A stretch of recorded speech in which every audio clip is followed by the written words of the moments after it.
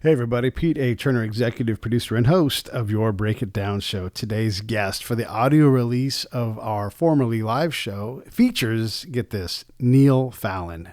Who's that? Well, he's the lead singer from Clutch, and you know Clutch. You know their music. They've been all over the radio for 20 plus years now. Clutch has been signed by a bunch of different labels, but ultimately always figured out, like, this is better for us to do on our own. And they are one of the best bands. Absolutely. Look, if you are into Clutch, I don't need to tell you. All I had to say was Neil Fallon. You were already off. Like, hurry up, shut up, Pete. Get on done with the intro.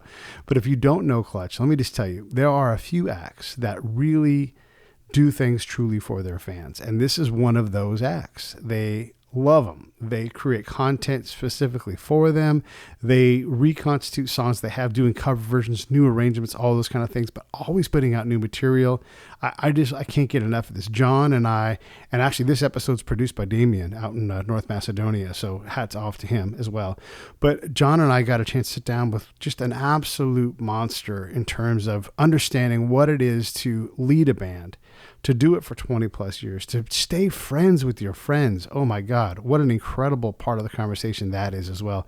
So just that whole vibe of, how does Neil do this? How does he do it as a guy who's, basically the same age as me? He's, approaching 50 years old, and he's still out there giving it his all. And here, let me tell you something. If you are the lead singer of Clutch, you're not singing ballads and crooning into a microphone. You're working hard. So how do you stay relevant? How do you put out great new music? How do you continue to write music that matters? And those things it's just an incredible adventure. And I know you're going to love who Neil is. And I appreciate all your guys' support with the show. I see all of the tweets and all of the shares and the likes, and I think it's just so fantastic. Thank you all so much for doing that. Continue to do the same thing. And if you're new to the show, hey, check it out. 5 shows a week. Everything from musicians to combat guys, everything. We're going to illustrate life for you, and I'm going to do it through the lens of a combat spy. Does that sound interesting to you? Okay, great. Then this is your kind of show. Do me a favor, subscribe. Whether it's on YouTube or some other platform, subscribe, rate, review. That's how you help someone like me out. The show is growing so much, and we continue to get up this massive podcast mountain. There are a lot of really big things coming up, and I'm excited about them. And it's all because the people who support the show really help drive the engine. That's why I say your Break It Down show. All right, enough about all that stuff. Save the Brave, savethebrave.org. Have a great day. And here comes Neil Fallon. Lions Rock Productions. This is Jay This Moore. is Greg Proops. This is Jordan Harbinger. This is Dexter from The Offspring. This is Nathan This is East. Sebastian Younger. This is Rick This Marotta. is Stuart Copeland. This is Mick Gillette. This is Andy Summers. Hey, this is Skunk Baxter. This is Gabby Reese. This is Rob Bell. Hey, this is John Leon Guerrero. Hey, and this is Pete A. Turner. Hey, this is Neil Fallon, and you are watching the Break It Down show. Yes, you are, and we are fired up to have Neil Fallon on the show. Neil Fallon is the lead singer of a band called Clutch, and if you're not working out to Clutch, you're not working out hard enough. That's what I say. Clutch is the band that everybody who's ever been in a band wants to be in.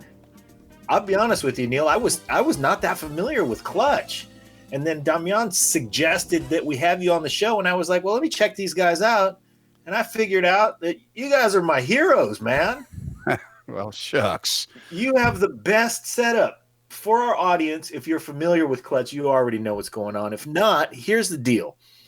Your band has been together since 1991. Mm-hmm. You've been able to make a living playing music with your buddies all Correct. this time. Same lineup. Mm-hmm. Remarkable. The band hails from Frederick. You guys are from Maryland, right? Yeah, right now we're based out of Frederick, Maryland. Frederick, Maryland. Mm-hmm.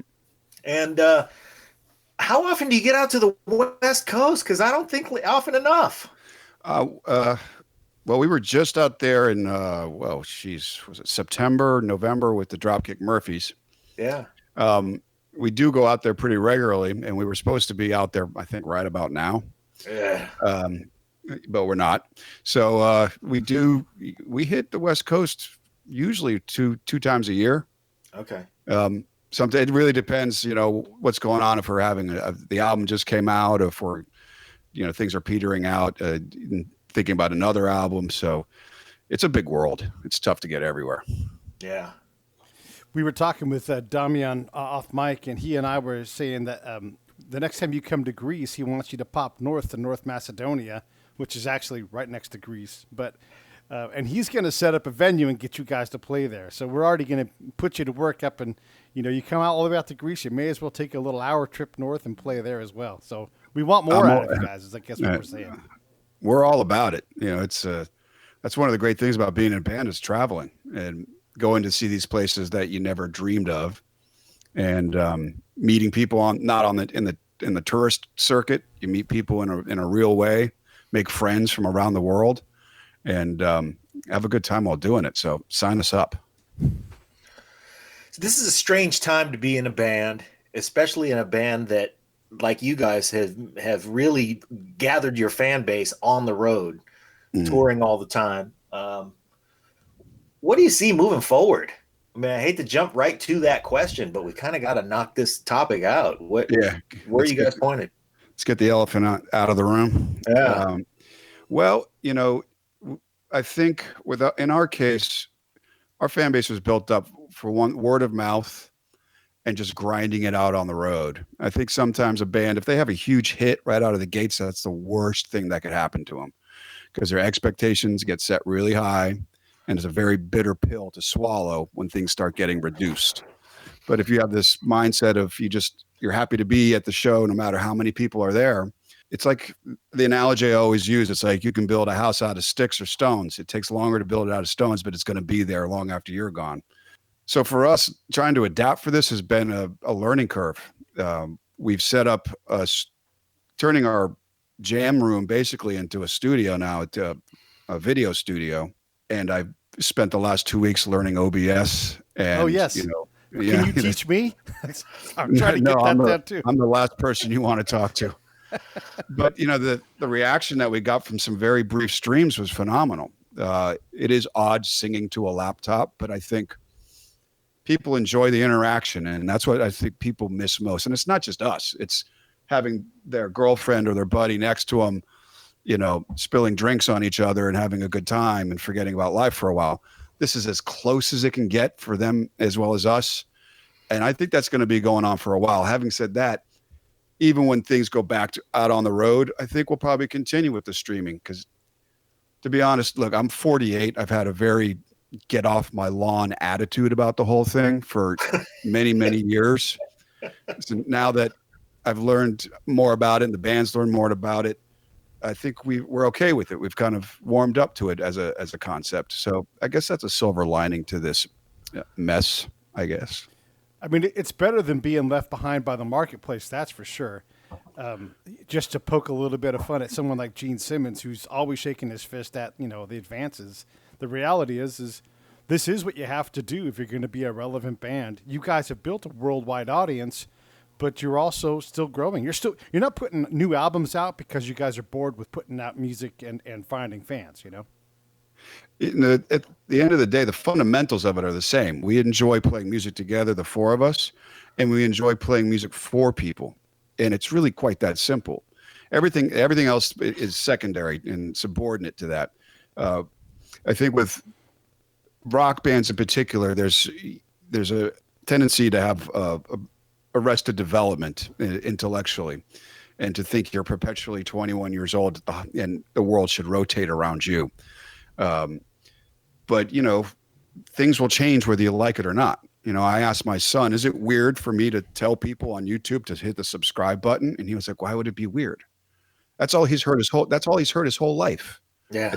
I guess it was for, I see an analogy sometimes for a lot of bands that hated when music videos became a huge thing, and you can see the bands that embraced it and the bands that didn't. We've always had a problem warming up to that. We did okay with it, but I see an analogy in this situation. When you look at the thing like selling out versus remaining relevant and doing things like hit the subscribe button, what other barriers are there for you where you're like, I just have to get over it. The band just has to get over it. This is how you do music nowadays. I mean, you've got to promote a Spotify channel. Maybe you guys have a SoundCloud account. You have YouTube, all these different platforms that if you don't promote, heck, no one else is gonna. Yeah, you have to do it yourself. And I find, we've in the 90s we were signed to major labels after having started ourselves. And then that went away around 2000 and we started again. And this is kind of a repeat. This is sort of like the third cycle for us where it's, getting back in the mental van, and no one's going to hold your hand and show you how to do it. I mean, I've tried instructional videos on YouTube and that's a nightmare. Oh. The only way you can do it is just like dive right in and not be afraid to make the mistakes. I mean, the first time we did a stream was accidental. And for 15 minutes, people just saw my grill up against the screen like this, trying to figure it out. That's the way it has to happen as far as I'm concerned. Your audience too seems to be the kind of audience that would get a kick out of, here's Neil figuring it out. Oh, quickly became a meme. I think it was the face of every dad trying to check into Google Classroom, which I can also relate to.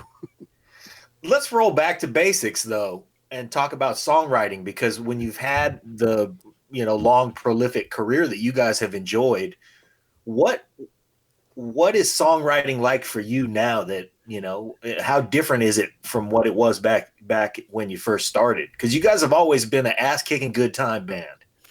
Well, thank you. I think at its core, it's exactly the same. We get together and someone says, I have a riff, and we'll play it and it'll change. And then it'll morph, and over the weeks or months, it's hard to tell who wrote what. My favorite bands are the bands that are like the sum is greater than the parts. Yeah. And that's what I hope we are. We don't have a sense of ownership where it's like, this song is going to be exactly the way I want it. And JP, you got to play this beat and you got to do this. No, that's no fun, because it's sort of like DOA. I think the joy of doing something collectively creative is it becomes something you did not expect. So that's true to this day. I think the other part is you always got to look at it as an education. I took my first vocal lesson about 1.5 years ago. Wow. I wish I had done it about 20 years ago, but unless you challenge yourself, you're not going to have your vocabulary is not going to grow in any field, and music's no different. Well, what makes a guy who's made a living with a microphone in his hand for nearly 30 years finally take a vocal lesson? I was blowing my voice out suddenly, and I was doing everything I thought I was supposed to do. Don't go out to the bar, go to bed, drink lots of water, don't act like you're 19. And it was still giving me a lot of issues. And this gentleman by the name of Pete Strobel, who had been a vocal coach out in LA, for some reason decided to retire in Baltimore, which is lucky for me. Yeah. And he changed the game for me. And it was all about just doing some simple warm-ups to basically treat your vocal cords like a muscle, the way any athlete would warm up before a competition. And you got to treat the show like that way in mindset. You want the last show to be just as good, if not better, than the first show, and not limping your way to the finish line.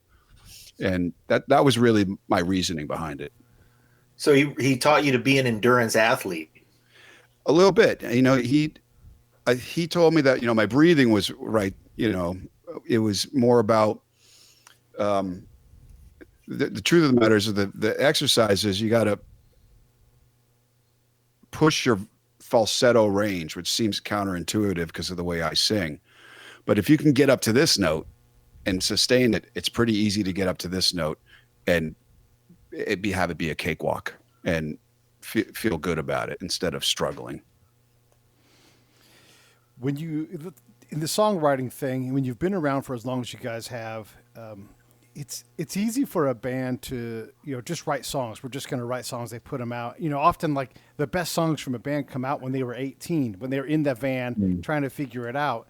And later on, either we get bored with it or something is missing from those magic moments. You guys have managed to put out consistently good material. I'm positive that you think that you're still getting better as a songwriter, and I agree. But what is it that separates bands that continue to make music that matters versus bands that make things because this is what they do? They write songs. Honesty and sincerity. if someone got into this thinking this is my ticket to be rich and famous and meet a lot of girls, you might get a taste of that, but chances are you're just setting yourself up for disappointment and failure.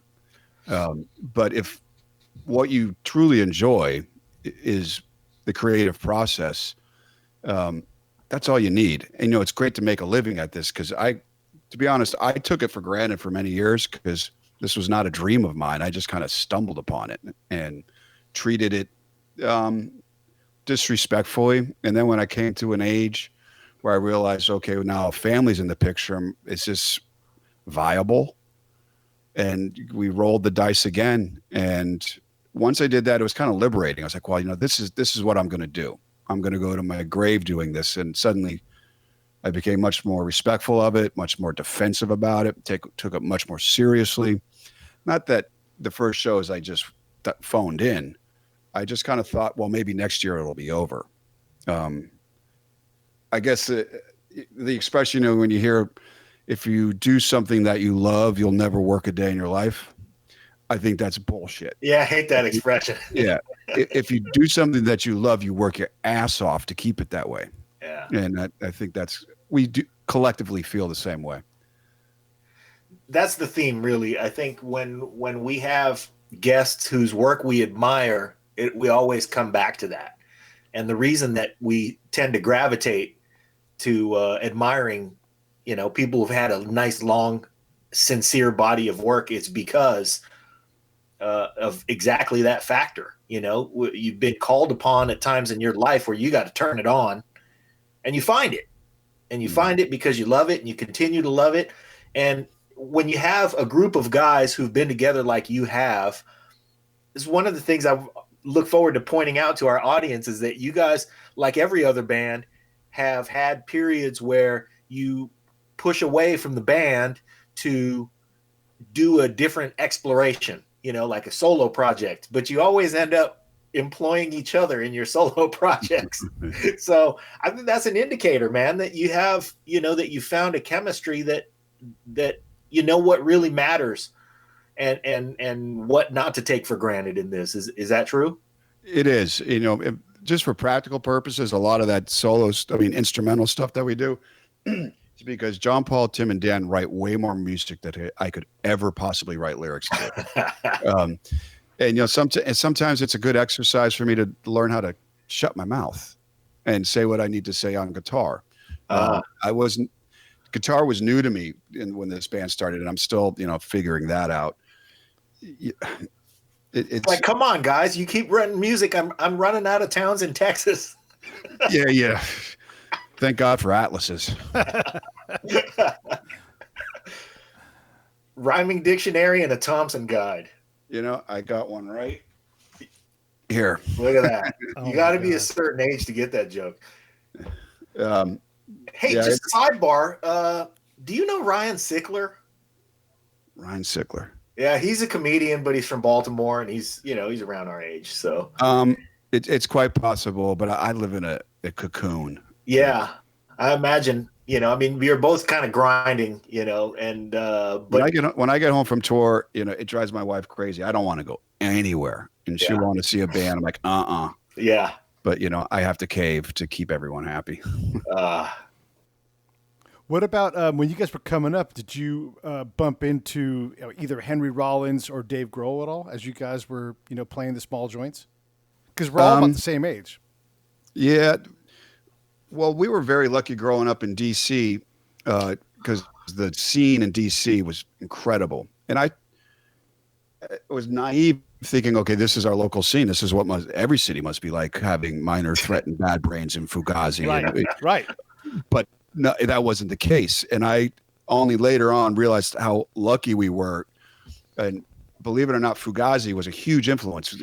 Musically, they might be a lot different, but those guys would go into any venue, community center, church, fluorescent lights, no bar, no merch, and they would burn the house down every single time. And it really left an impression on us that we only realized later.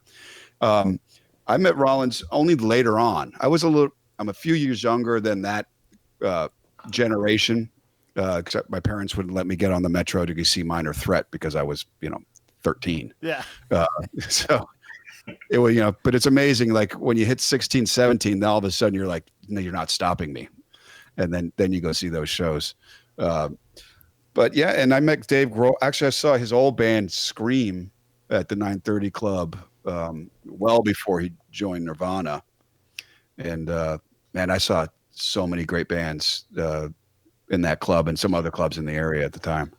What made DC such a hotbed for that? Because I figured you had to be influenced by that just by your timing. I mean, yeah, you can't avoid Fugazi or any of these other bands. And if I'm saying just one name, there are so many from that area from that time. But what made the DC sound, and I'm including Virginia, Maryland in that, what made it so popular 20 years down the road? It's hard to say. Sometimes there's just something in the water. Mm-hmm. New York, of course it's punk rock and metal scene and new wave, but it's so big. I think it was kind of it's to its own detriment. Whereas DC is a smaller city, and I think it was easier to kind of become its own voice. And I kind of look back at that time as that Clutch is the product of three scenes, and that was the DC punk rock scene, the Maryland doom metal scene, and then there's another scene, the DC go-go scene, which that rhythm and swing played a big part in John Paul's drumming. For sure. So we kind of are in the middle of that triangle. Yeah. Well, I want to shout out John Paul because I'm a drummer, and as I listen to Clutch records, man, I love John. I love DC Sound Attack. I love Chuck Brown, and you guys have you guys take Chuck Brown influence. So there's to this day we used him as intro walk-on music. Yeah. So to carry on to what you're saying about New York, it's so big and there's so much there that you can ignore influences.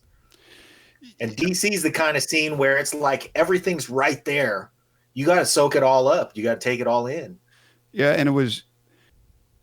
I never really understood the kind of motivation for bands to move to New York and LA. I mean, I guess maybe that's why the record labels and that's what you're supposed to do. But so many would get lost in the shuffle, whereas the labels were looking to places like DC or Minneapolis or Kansas City for these bands. That had a scene. That did, have its own unique voice. And of course, DC being DC, there was always that politically charged, energy because it was right there. And I think that was, you couldn't get that in that kind of potency anywhere else. Yeah. I saw Gavin DeGraw one time was talking about moving to New York. And he said that I moved to New York and everybody was moving to New York around me, and they were moving to New York to get signed. Yeah. And I wanted to move to New York to get good. Yeah. I think that's a fair statement. There are musical meccas throughout the world, and then there's New York, there's Austin, there's Nashville, there's Seattle. I think some towns just foster an arts movement. And it's always usually the typical process where the artists can't afford much. So they have to, by default, move to the not so great section of town. Yeah. And then the artists being artists make that a very appealing place with artwork and music. And then that attracts other people. And then the rent starts going up. So then the artists have to flee somewhere else to another city. And I remember in DC, half of my music friends are moving to Austin in the early 90s. Yeah. And it's almost like sort of like this chasing one's tail in a way. But you're describing what's happening to Austin right now. Yeah, Austin, I think, kind of reached critical mass. I mean, I don't even recognize it. I remember, it's still cool. Don't get me wrong. But I remember going there for the first time thinking, man, I want to move here. This is a weirdo's paradise. A weirdo's paradise. But, you can look back at, when Memphis kind of, it's people don't look to Memphis anymore. Memphis is an incredible town. It is. It's still incredible. Yeah. There's Minneapolis, often overlooked. Spokane. It's It's in Portland. That's another one. And these things exist in every small town in America too. It's harder to see, but you gotta look under the hood. There's good stuff here. Yeah. The good stuff. How do you find inspiration? I know the fellas give you music and you try to find the words, but I mean, how do you find the good stuff? I mean, Jesus on the dashboard's a great fucking line. I mean, that's once you hear that, you're instantly in that car. My buddy Mike LePerry had a Galaxy 500, and that song didn't exist when we were kids, but once you had it, you put me in that car, and then you attached a Jesus on there. Where's that good stuff these days? Wow. Well, I think a lot of it has to do with being a good listener. And I think, in the 90s, I used to walk around with a notepad, a 3M little like reporter's notepad. Yeah. Now I have a cell phone, and I can either type it down real quick or gibberish. And I find the best stuff comes first thing in the morning or last thing at night. I think it has something to do with the brain, like being closer to the dream state. But a lot of the best stuff I've just heard out of context and just try to come. If I like one line or two lines, then just try to build a world around it. And I'd rather not have all the answers to a song. I'd if all the mystery's taken out, and if it's just about a breakup with a girlfriend or Neil's bad day, it's kind of boring, revisiting that. But if there's a mystery and a fiction to it, then not only can a listener put their perspective into it, like your car that you're talking about. So you're not wrong. And there's feast and famine. There's sometimes where it could be so frustrating. I think I'm done. Like I should just retire and throw in the towel. And then usually when I stop pulling my hair out and just doing something mindless, like pulling the weeds out in the backyard, a thought will come in my head, and then I'm scrambling to write it down. And then it's the most fulfilling feeling in the world, thinking, wow, that's cool. And I can't wait to share it with people. Do you have any stories that germinated for like a long, long time before they finally became a song? Is it something where your process is, you go to the book or you go to your notes and you got to get it out quickly? Or do you have those tales that kind of just lingered for a long time that eventually became a song? I would say the vast majority of songs that I think get played the most during our sets of the songs that were written the quickest. Oh, sort of like when the words just kind of come out like a torrent. Sometimes it can be difficult. There are occasions where I've had an idea and I'll put it down on paper, almost like a poem, and just let it sit there waiting to hear the music that matches the movie that's going on through my head. That's one of the cool things about being in a band is you get to listen to the instrumental music and close your eyes and say, and describe that movie in words. And sometimes it's easy, sometimes it's not. But one example is on the last record, the title song, Book of Bad Decisions. Those were lyrics I wrote years prior to it ending up in a song. I was just waiting for the right mood. And when those guys played that riff, I was like, there it is. There it is. And it was pretty easy to write. You talked on another interview about using covers to find inspiration and to change things around. Do you ever look at covers and say, or look at a song and say, we should cover this, but from a totally new perspective? I'm not talking just like, do a new arrangement. I mean, like maybe even write the opposite view from that song, just to kind of take the cover thing and really push it out there. Well, thanks for the idea. We will now. You're welcome. You know what they should have done. Yeah, that's an excellent idea. I think covers are good because you get into the brain of a stranger. Like, for example, we covered ZZ Top's Precious and Grace. Yeah. And we heard it so many times growing up, you're almost deaf to it. You're like, oh, that's an easy song. It's not an easy song. And once you get into the headspace, you're learning in a way. But that's cool, writing the perspective, of a character that's in the song. And maybe the villain isn't the villain. Maybe it's the other way around. And the possibilities are endless. I like that. And again, thank you. Yeah, well, I think about that because like Nancy Sinatra, when she was going to sing These Boots Are Made for Walking, her dad was going to sing it. And she's like, you can't sing that song. It's cruel when you sing it.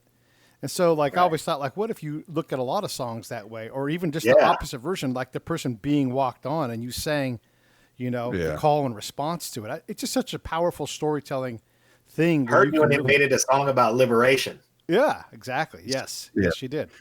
Yeah, and it's a classic, and I can't imagine her father doing it. Yeah, it would have just been a It'd be song weird. about an asshole. Yeah.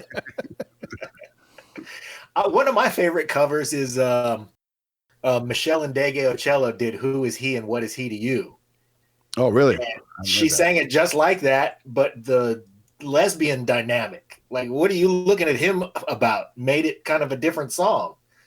So that was kind of cool. But you know, the thing that you mentioned about your ability to write songs, and that you've gotten, you know, you guys have done it for so long that you have a bigger toolkit, I'm sure now, that just, you know, things kind of come to you, and you've been saving riffs and you've been saving lyrics in a book, just like, you know, just like the guys have been saving riffs. Mm. And those things kind of come together.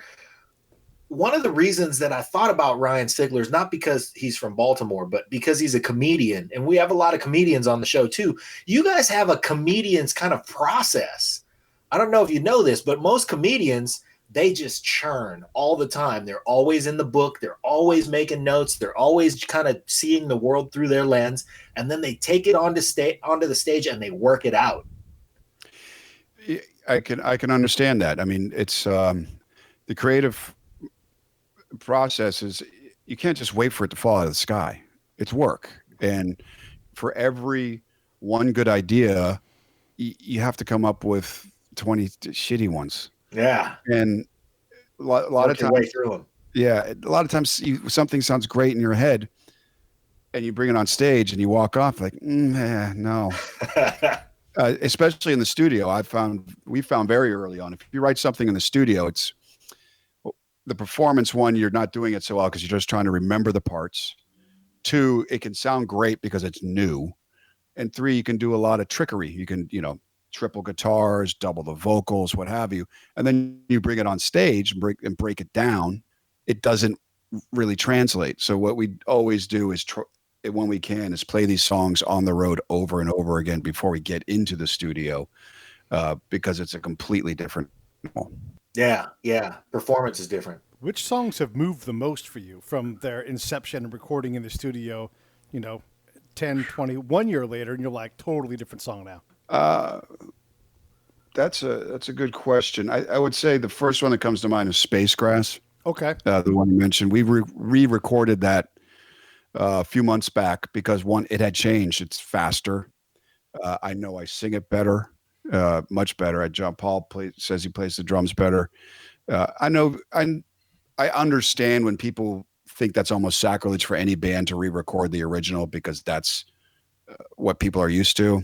And in band world, that's called demoitis. It's like when you make your demo and you fall in love with it, and when you go to record the real thing, it's never as good as the demo. And I understand that. But for us, we were like, well, this is kind of how we play it now. Same with Electric Worry. It's a lot different. Just by both those songs were written in the studio, and putting it through the crucible of stage after stage after stage. Suddenly we're playing off each other in ways we never would have been capable of when we were looking at a clock, wondering how many dollars per hour we're spending trying to record this thing and trying to just get it done like that. As fans, we should get excited about that, you know, that re-recording. Yeah, I think so. Yeah, sure. Some of them are. You know, it's a very visceral reaction. It's either, oh, this is great, or what the hell are you guys doing? And it's also, to be completely transparent, we never did solely digital releases, and we wanted to do stuff that wasn't new because we didn't know how the digital release would pan out. Would people like it? Would people even know about it? Because rock and roll fans, particularly fans like us, they still love physical, you know, albums, CDs. And I understand, but this is also adapting to the future. I mean, I think musicians and music fans hang out with each other, so we think everybody is an audiophile. Yeah. The fact of the matter is, the majority of people just don't care. Yeah. They're happy to listen to these terrible Sony earbuds through their phone. and we have to provide for that while at the same time never abandoning, things like high fidelity. There's room for all these things. Yeah, the people with the cheap headsets get to go back to Mike LePerry's Galaxy too. Let's talk about the future a little bit, though, because you guys have toured with ZZ Top. I remember, maybe a couple of decades Did you guys ago. tour with ZZ Top? No, we never toured Oh, with I thought ZZ you guys Top. did. You should oughta. Oh, okay. Well, then never mind that part. Okay. If they knew what was good for them. When you But look I like forward, where you're going with that. and there are so many bands that have done this for a long time, and they're still out there. Rolling Stones, ZZ Top still hits the road from time to time. U2 is still out there. A lot of bands that have been playing for 40, 50 years now. Does that look like a future for Clutch? Do you think you guys will continue to go? And then if so, will the music be so visceral? And that's how I'm going to call you music, visceral, working out music, or is it changing already? To answer your first question, yes, as long as I'm physically capable of doing it, this is what I'm going to do. And, those bands that you mentioned, they're not going out on the road for the money. I mean, I can't imagine they are. They're going out on the road because they like it. I think they just get bored when they're sitting at home. I mean, what Mick Jagger's thinking, I need to pay the rent. No, the man had a heart attack. He got a 2-year-old child. And he's doing, a dancing workout routine so he can get back out on the stage and behave just as he did in 1970. And that's badass. Yeah. And yes. The older you get, the more you have to take care of your body. I'm in much better.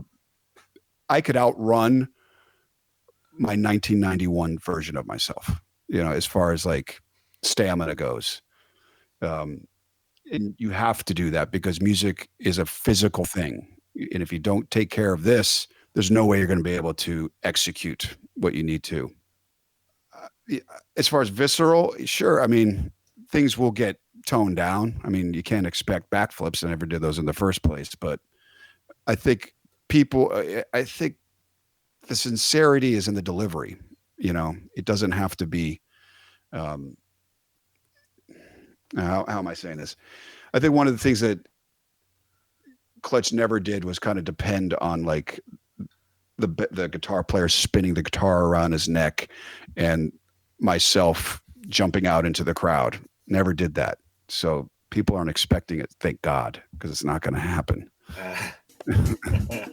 Hey, this is Pete A. Turner from Lions Rock Productions. We create podcasts around here, and if you, your brand, or your company want to figure out how to do a podcast, just talk to me. I'll give you the advice on the right gear, the best plan, and show you how to take a podcast that makes sense for you, that's sustainable, that's scalable, and fun. Hit me up at pete@breakitdownshow.com. Let me help. I want to hear about it.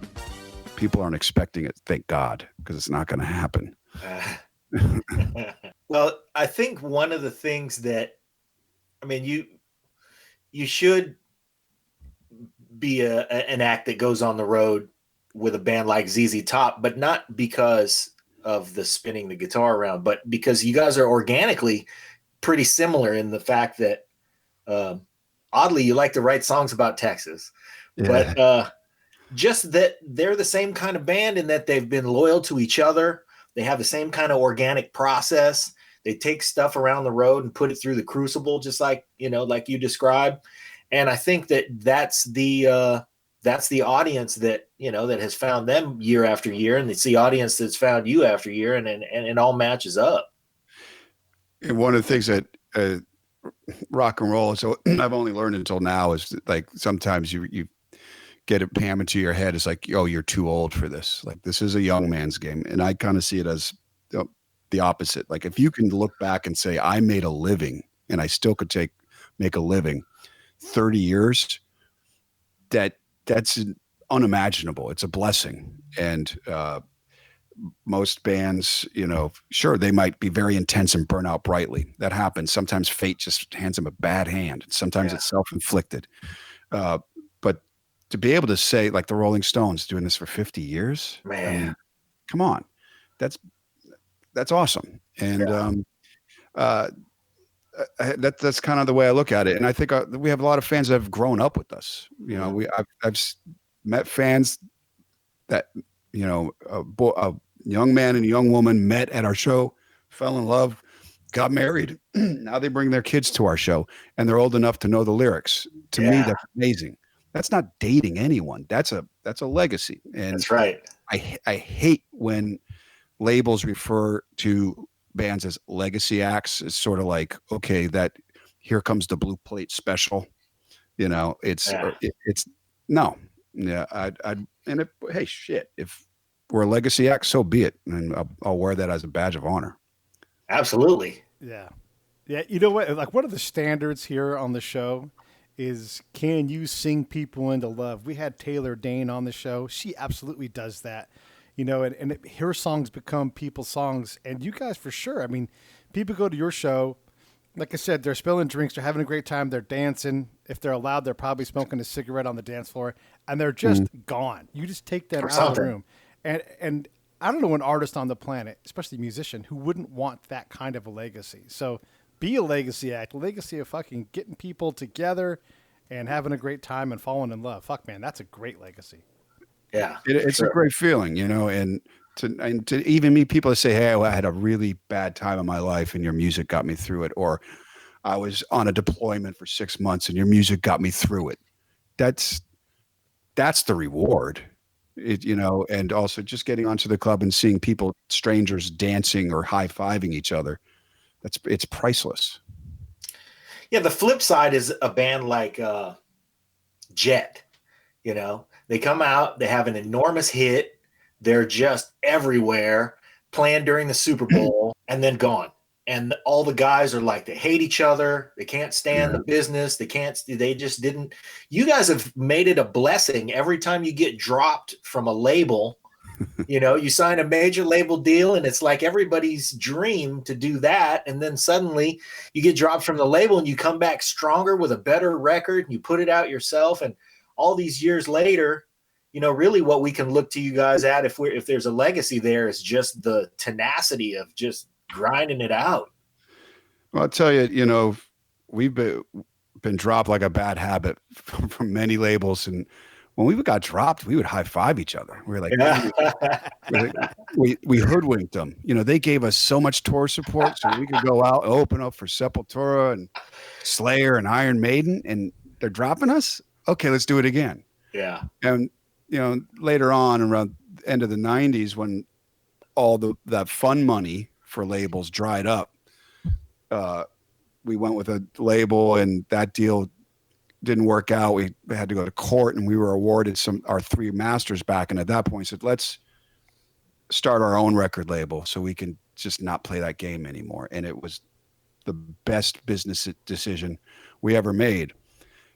And it's astonishing to us that to this day, when we'll meet people in the industry, for lack of a better word, they'll say, who you signed to? And we'll say, oh, we put out our own records. And they're like, oh, sorry. As if that's like some kind of desperate ploy. It's like, oh, and here you are bragging like you just signed your band to a 7 album deal. Yeah. Of indentured servitude. Handcuffs. Yeah. Yeah. In 2020, come on. It's sad, but it's fine. If they feel sorry for us, it's no skin off our back. Yeah. It's like getting kicked out of a party, getting dropped from a label. It sounds like you guys are just like, yeah, we got ejected. Right on. Let's go to the next one. A little bit. It was kind of like a wreck shop attitude. We kind of always, we were a lot younger. We had a very antagonistic view towards them. We never looked at them as being a patron. We were happy to take the tour support. That's what we were really after. Clutch was always hard to market. They didn't know what they were like. Was this a heavy metal band? Is this a punk rock band? We said, we don't know. Just give us a tour support. We'll go on the road. And we worked our asses off in the 90s. And then it paid fruits, 10, 15 years later. Yeah, I mean, no label's gone broke because they signed Clutch to a contract. They're like, that was the straw, Clutch. Yeah, right. They all do fine. For, the whole model, it was like, okay, we'll sign, 50 bands, and 49 of them will not do anything. But that one band will make up for all 49 100-fold with the money that it generates. And we were always one of the 49. and that's all right. Now we're one of one because we have our own record label. Yeah, but if you look at the 49, how many of the 49 are still around? Yeah. So really, you might have been, there was the one, and then there were two others, and then there were 47. Yeah, a lot of bands, once the hammer came down, that was the end of it. Yeah. And it's not always because their financial dreams were dashed. Some of them were just like, this is too damn hard, and there might be something else that they're really into, some other career, because that's what it is. And you have to ask yourself, how much time and energy and emotion are you going to dedicate to this? Because if you love it, it's no problem, but you got to have that reflection on dark night of the soul and it's a healthy thing. Even if it doesn't work out the way you thought, if you have a positive mental attitude, you can find something else. Hopefully. There's a Marine author who writes about post-apocalyptic stories. His name's G. Michael Hoff, and he got signed by Penguin, or one of the big publishing houses, and he built an audience up because he's prolific and people love his stuff. And then it just got harder and harder for him to stay tied to these publishing houses because they wanted more and more a cut of the money. And he's like, you know what? I'm just going to do this myself. So here's this guy that built this enormous audience, self-publishes, and he gets a bigger cut of the money, and he's directly tied to his fans now, not told that he can't do something or whatever. And you guys have figured that model out for yourselves. Is that a viable model for the next band up the road? I hope so. I mean, like I said, there's still a psychology where you think unless you're signed to a major label, that you haven't succeeded. That's not the case anymore. I mean, especially in this day and age. I will say, I don't envy young bands coming up now, because to be heard through the noise of YouTube and Facebook, I can't imagine what that's like. But if you can just break it down to its most rudimentary form, just get on the stage, and still to this day, word of mouth will do all the heavy lifting for you. Be like, oh, I saw this band open up for you. Let's see, they're playing here next week. Let's go. And that person told three, and those three told three, and all the thumbs ups. No one remembers that.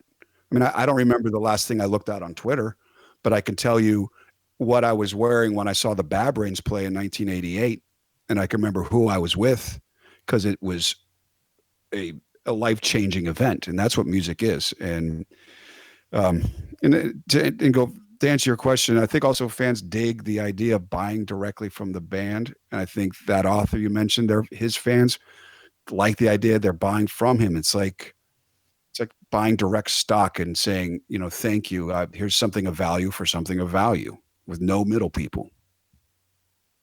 Yeah, I think you're right about that. I mean, it does mean something when you go see a performance that moves you. It also means something when you can look at that CD that you bought from the guy. Mm-hmm. And, it does mean something. I think you guys have also in common the prolific attitude with, just churning out music. I mean, you guys have 12 studio albums, 5 live albums. Something like that. It's a lot of stuff. And a lot of labels are like, hey, slow down. We got to put this out and we got to put it through the machine. And you guys are just trying to deliver for your fans, and they're almost getting in your way. That was one of the big hangups. And actually, that was the hang up with us. We would go out on the road, and then in 12 months' time, we would have another album's worth of material, and the label would be like, whoa, no, you got to grind it out for another 3 years and do the album cycle. That model that they still use to this day, which really it put a lot of bands through the ringer, just doing shows after show after show, when all they really wanted to do was something creative as well. And when we got dropped, we had pretty much an album ready, Jam Room. It's a really wild, strange record, because it was sort of a release in a lot of ways. Like, here's all the weird stuff that we couldn't do a year ago. And that's what we've been doing pretty much ever since. Is there a disco album in your future? Just to check that off. No. No, that's the short answer. No, but you know what? So you guys, we talked about the go-go influence because you grew up in DC, and the twist you guys put on it is you use a heavier cowbell because that's just meatier and more masculine. And hey, I think that's great, and I think that's a new twist on maybe something old. And I don't know where I was even going with that, but I just had to mention that because I love what you guys do there. Well, we all grew up listening to go-go. You couldn't get away from it in the 1980s. Yeah. You either loved it or hated it. If you weren't in the mood for it, it was annoying. But if you're in the mood for it, it was the best thing you ever heard. It was the ultimate party rock. Yeah. And I think sometimes people think it's like, wow, what a stretch it is for a band to combine heavy guitar and go-go. The way I look at it is that, Chuck Brown, he started as a rhythm and blues guitar player. He's roughly maybe a few years older than Tony Iommi, who started as a rhythm and blues guitar player. Yeah. I would hazard a guess that both those men listened to the same records growing up. They just took them off into two different trajectories. So when you listen to Sabbath, they have a swing that's not that dissimilar from Chuck Brown. If you listen to like dun dun dun dun dun dun dun dun dun, you could put a go-go beat on that for miles. Yeah. Damien, who's producing this episode, and he's off stage, he wanted me to ask you about the time you guys were playing the Burning Beard song, and a guy got on stage and literally burnt his beard. It's sort of like your guys' moment, like your Trumpian moment. You're like, disinfectant. Yeah. Who doesn't love the scent of burning hair? It really gets people in the mood. Yeah, don't do that. It's frowned upon. Hey, wait a minute. That guy was your neighbor too, right?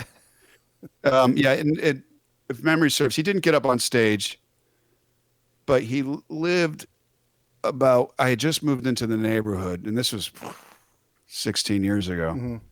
And maybe 5 or so years when he became a teenager, he kind of like slowly walked by the house with a clutch hoodie on and kind of eyeball me, taking out the trash or whatever, which was odd because he never said a word to me. He was very reclusive. And the first time he ever tried to get my attention was at a show at the 930 Club. And he just kind of came up to the bear. He had a beard at that point, and he just took a lighter and the thing went, and then he just started, patting it down. Maybe it had a lot of booze in it to add to the flammable aspect. But yeah, he was my neighbor. I guess that story got around. You got all the way to Macedonia, for crying out loud. So you're not still in touch. No, his family moved.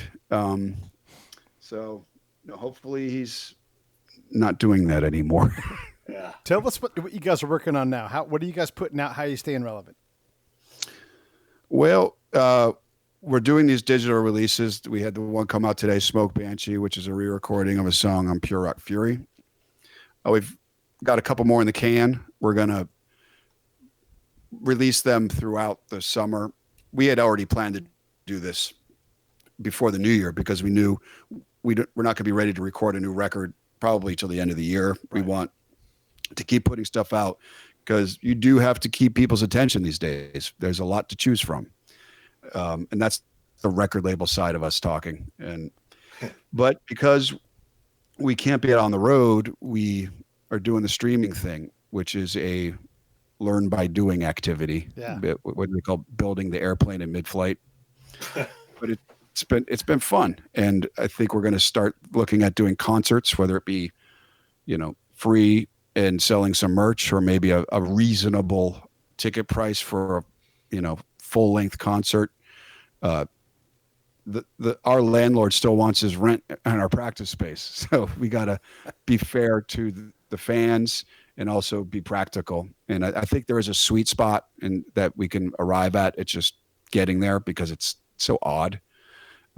It's a wild west out there in the streaming world of concerts. And we're prospectors trying to stake our claim at this point. Looking forward to get back on the road supporting a new record. I don't see that probably happening until mid 2021, to be honest. Wow. Yeah, I think everyone's hoping that these shows are, best case scenario, we're looking mid late summer. Right. But there's also a part of me thinking, you know what? It all depends on governments and decisions that are well above our pay grade. Because some government, maybe the United Kingdom says, okay, you can do shows. But then Germany says, no, thank you. No one's allowed to do shows. So what do? You fly all the way over to do one show and then sit around for 10 days and then go to France. It's financially impossible. So, hopefully, things sort themselves out. We're all in the same boat. So we'll just keep doing what we do best. Yeah. I just got an email before we came on. I had some tickets to go see Ozo Motley Nice. In April. And then the April show got rescheduled to June, and the June show got rescheduled to August. And the email I got today is canceled until further notice. So it's like, man, we don't know when this is going to end. We got to figure this out. Same here. We had a slew of shows for South America that were supposed to be coming up. Yeah. And we had never been to Chile before. And we were really looking forward to this. Those have been rescheduled a year from now. Wow. And I have a feeling that's, for practical purposes, that's what people are looking at. We can fill in dates if things open up easy enough, but this, like festivals, Yeah. Insurance companies and municipalities, that's a whole nother conversation. Yeah, there's a whole time frame you have to work within. It can only move so fast. Mm-hmm. A lot of moving parts. Right. When you look back, there's bands like I saw Erasure about 2 years ago, and they were just fantastic. 15 plus albums. Every song is so much fun. It's a hit, whether you know it or not. They're just great at it. And you guys are a lot like that, where you have all these albums, well over 10 albums, ways to play songs, and international audience. You just said you were one of those 49 bands that doesn't get it done. And you're fucking touring Europe, South America. I mean, what continent have you not been to besides Antarctica where people don't do shows? Well, that's another. We were supposed to do a show in South Africa, and that would have been our first time in Africa. That got taken away. Yeah. We've played in Japan. We haven't played in China or India or in the Mideast.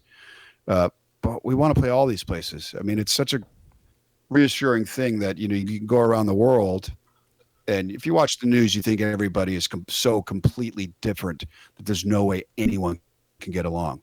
But I tell you this, if you put people in a dark room together, listening to music that they enjoy and drinking beer at the same time, you find that's the great equalizer. Sign me up. Yeah, it's a universal language. So, those places have been around a long, long time, longer than Clutch. So hopefully we'll be around long enough to be able to see those places and jam out, so to speak. I don't know a ton about Africa, but I do listen to music from all over the place. And when I hear African artists, one of the things that you immediately know when you go from one artist to the next is they don't like varnish down there. Mm. Everything is unvarnished. When you hear those artists, like, man, this guy is bearing his soul. So I would say, hey, you guys have never been to Africa, and I bet you're going to be well received down there because you guys don't have a ton of varnish. No, we find that to be a distraction.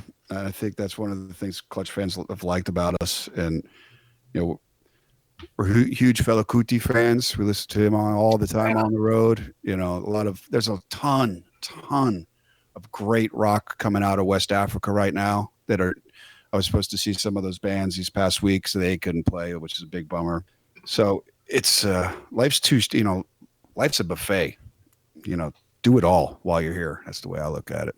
Yeah. Yeah, you don't just got to eat bananas. You go to the banana bar, you get bananas Foster, you get a chocolate dip banana, you get a frozen banana, a frozen chocolate. Yep. There's, I'm totally with you, man. Buffet works. Shit. Life with the works. Yes. Plus, Pete's got the banana bar all lined out. Yep, I got the banana bar. Banana daiquiris. Oh, yeah. Hey, I appreciate you coming on. John, do you have any other questions at all? No, man, I'm just gonna say, hey, I'm proclaiming right now, I'm a gearhead. So whatever you're doing out here, I'm mustering a crowd. Well, thank you, John. We'll take the free publicity. That's the Yeah. And when you come out to Orange County, I'm going to look you guys up, and we're going to go. We're going to hang out, and I'd love to get the whole band on the show the next time. Yeah. Please do. We'll be back around. Don't know when, but we hit up the Bay Area and L.A., Orange County, at least twice a year. So keep an eye out. Cool, man. Thanks for coming on. Thanks for hanging out with us on this Friday. Thank you, Pete. Yeah. Thank you, John. Neil Fallon, everybody.